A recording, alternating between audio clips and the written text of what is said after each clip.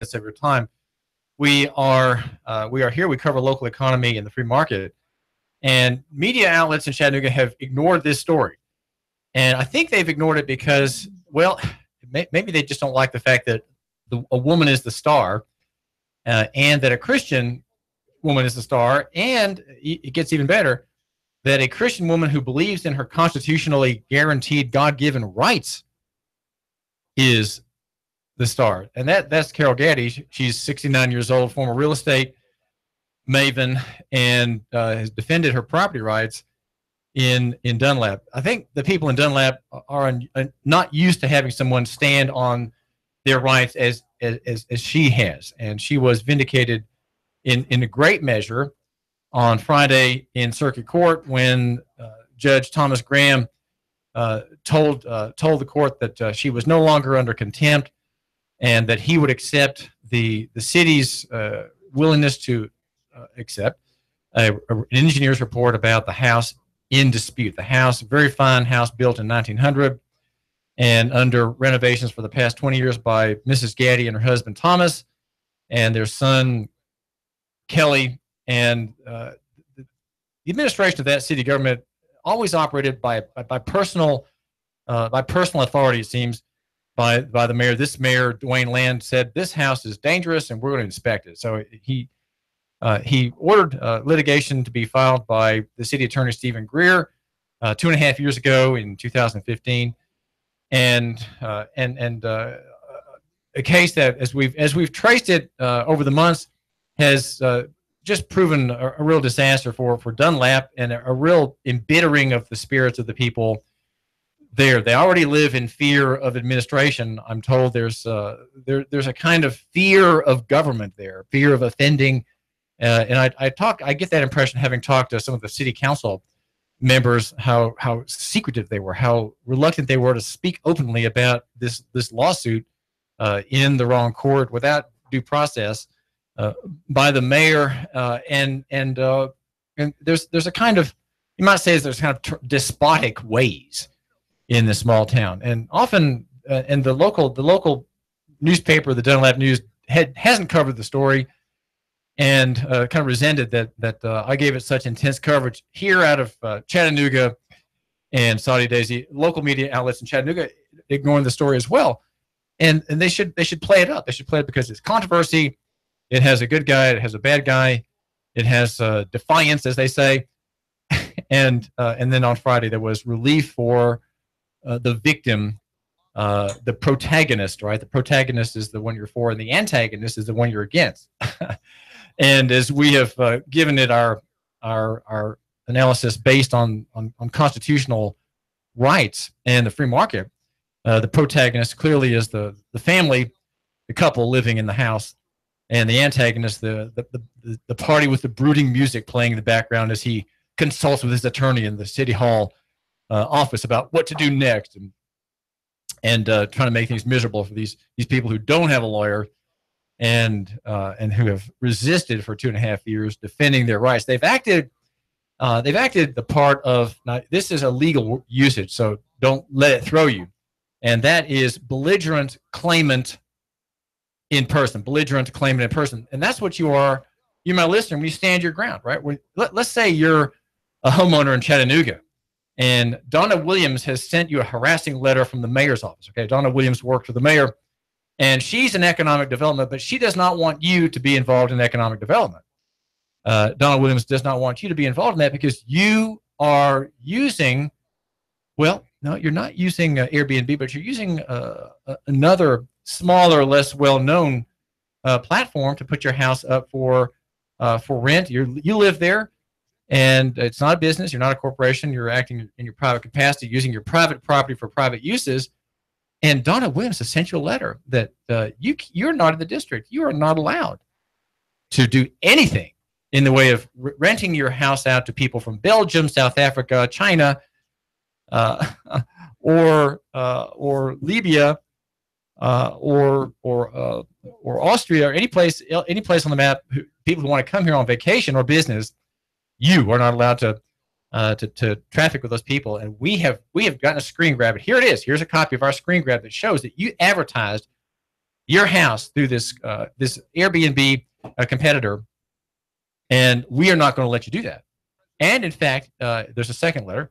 And because you're continuing to advertise this house, we are going to fine you $50 a day. Well, you know what? If Donna Williams, who's all about economic development outside and apart from the Chattanooga Beijing wall, right, the internet wall that we've used our gig city powers to create this wall around the housing market, and we're not going to let certain people involved in that housing market. You, my listener, if you say, well, Donna Williams and you, Mayor Burke, you, the city council, you're acting illegally, and no, I'm not going to play your game. Just make me. What are you? Well, you are a belligerent claimant in person, because you have a right to do that. You have a right to be online, and you have a right to put your house on any market you want to. And Donna Williams and her sniffers, her internet sniffers and screen grabbers, who are under contract with the city to snipe out, to snopes out this marketplace, this illegal marketplace. You are a belligerent claimant in person. Now, what I like about the idea of a belligerent claimant in person is that he believes in prosperity, and he believes in his rights, right? Your rights are connected with your prosperity. If you don't have rights, you are going to be continually bombarded, continually put upon by people making effectively false claims against you. They're simply false. The ordinance that the city council passed with one no vote, that of Demetrius Coonrod. Everybody else ganged up on half the city who have houses outside this hallowed short-term vacation rental district. Even the conservatives on the city council voted to create this district, which made its arbitrary and capricious distinctions on the map. The fact that there's a map is an offense. It is an offense against your liberties and your rights. And so if you are a man of courage, and I think it does take a little bit of courage to stand up to seeming justice, right? The demand letters from Donna Williams in the Economic Development Office of Mayor Andy Burke. You are living out the ideals of local economy and the free market, because these ideals say I have a right to do things, and I'm not going to be sat upon and put upon by you acting outside of your authority. You're simply acting outside of your authority. And the idea of fining me $50 a day is simply illegal. It's illegal, and I have pointed this out. David Tulis, your host here at Nooga Radio. It's illegal because that fines are not punitive. The idea of the $50 fine provision in the Constitution that makes cities civil only means that they cannot punish. No city can punish, which makes us wonder for what reason do we have a police department? Why is there a police department operated by the city government if the city has no power to punish? Well, there's a problem there, and there are minds that are thinking about what to do about it. And so your prosperity is what you do and defying claims against you, and that's what Mrs. Gaddy did, her husband Thomas as well. And they are belligerent, they're claimants, and they're in person. You have to do it in fighting terms. You are fighting for something. It has to be a claim. You're making a claim that something belongs to you, and you're not yielding it. And then it has to be done in person. It cannot be done by an attorney. It has to be done by you at the moment that you're threatened. Right? It's always you personally. You can hire an attorney later, but the decision really is yours. And the attorney is just there to make sure that you can exercise your procedural and substantive rights. This is David Tulis, and there's what we have in Chattanooga is commercial government writ small. There are forms of commercial government writ large, and I'm thinking I'm thinking of some correspondence I've been reading through from a prison inmate. Grenda Harmer is his name. Grenda Harmer in Wartburg, Tennessee. He is a prisoner at MCCX, which is Morgan County Correctional Complex. And he says that the guards in this prison are abusive, and that the system is enriching itself. He says in an interview,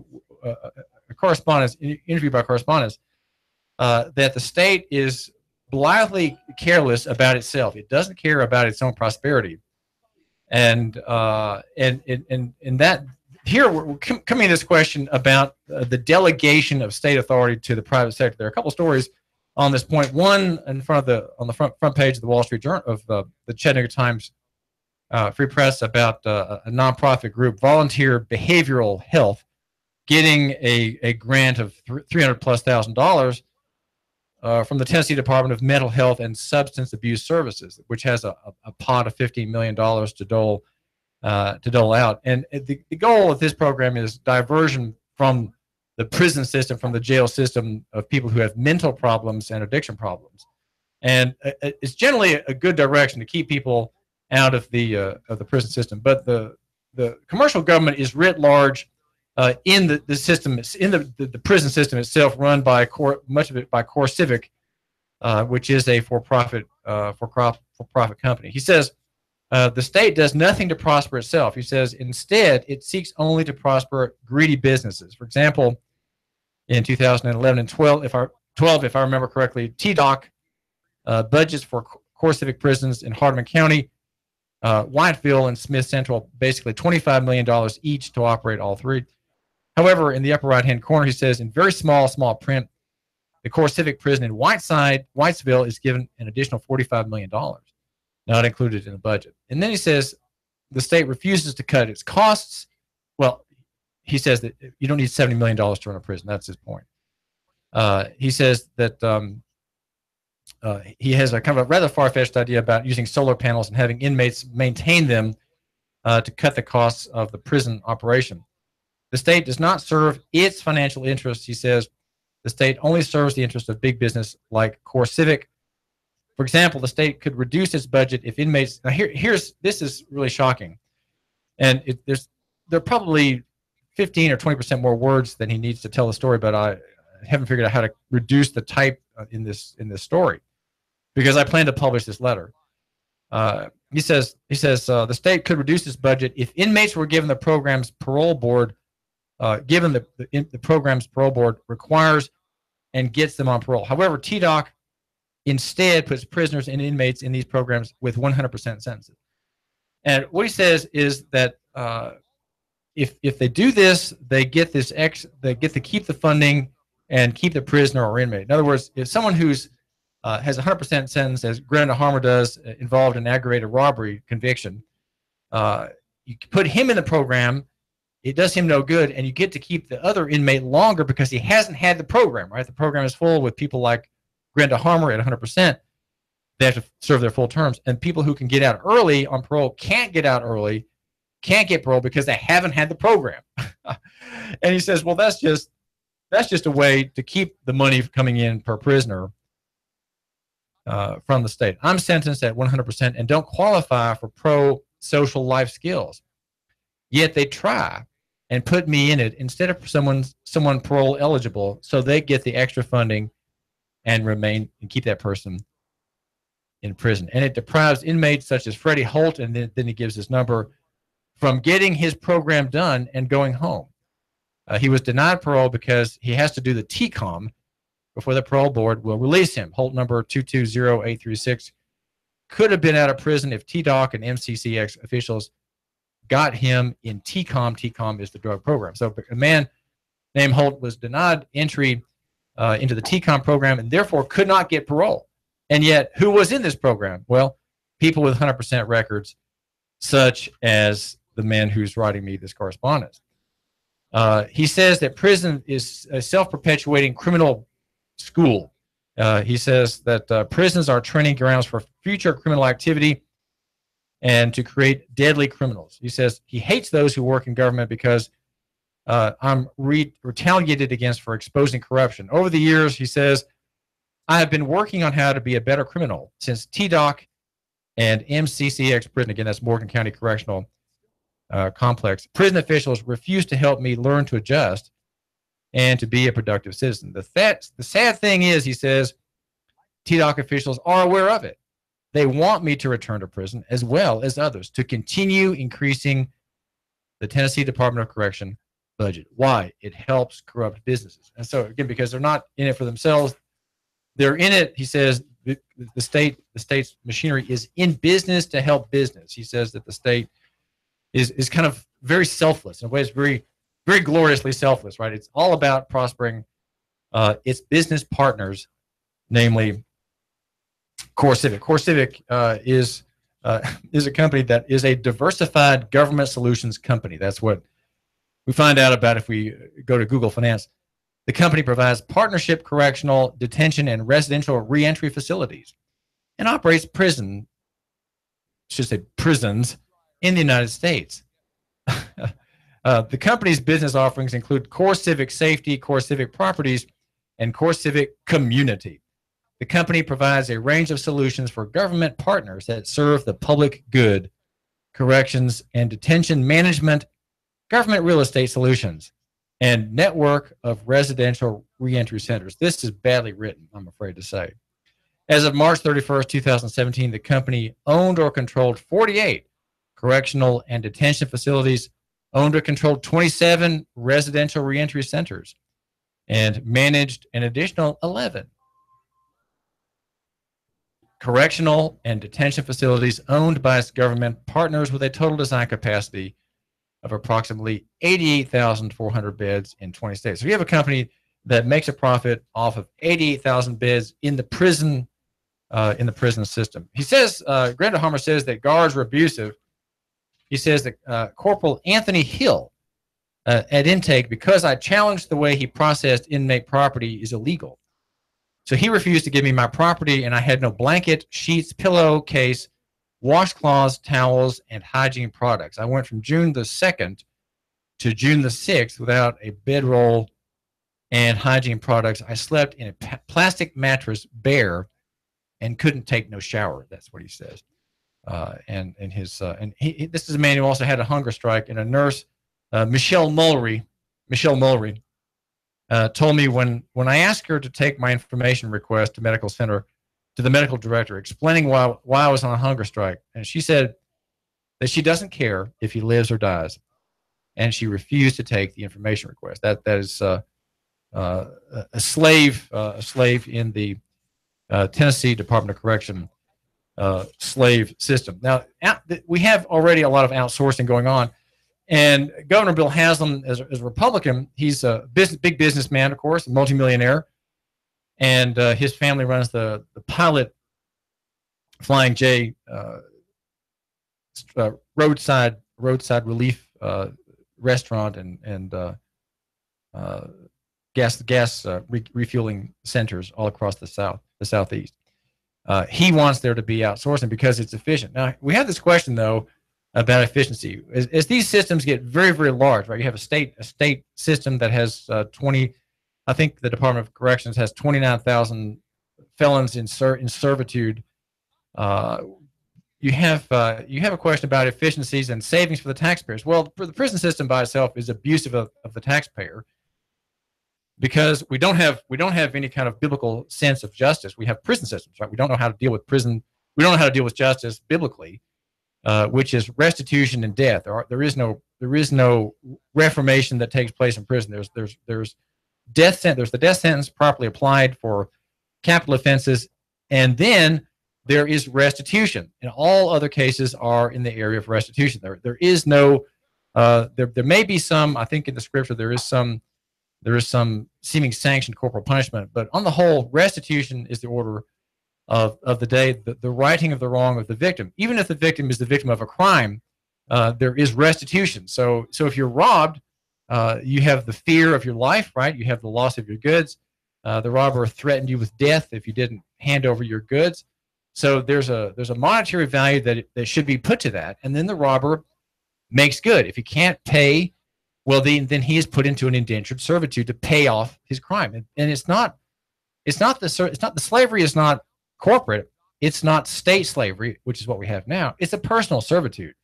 You, my listener, have injured me to the tune of $95,000. That's what the jury determined is the value of my injury, and you are effectively told to you have to pay that to avoid my taking your blood, or to avoid my taking, let's say, your arm, right? Let's say you did something foolish and negligent in the way of a car accident, and I lost my left arm. I'm a right-handed person, so I didn't lose my right arm, but I've lost my left arm, And so in the arrangements made before the court, you buy your left arm from me. I have a right to take your left arm in the eye for eye, tooth for tooth, arm for arm system called lex talionis, which is equity, right? And so you've bought your left arm, you've redeemed your left arm from me, who has a right to take it. And so to pay that back in the biblical model, to pay that back, you have to pay me. Okay, if you can't pay me, then you have to serve me until you pay it back or until I forgive you. Right? There's room for forgiveness in the human servitudes the Bible envisions in paying back for wrongs against another. This is David Tulis, Nooga Radio. In-depth traffic, news, and information.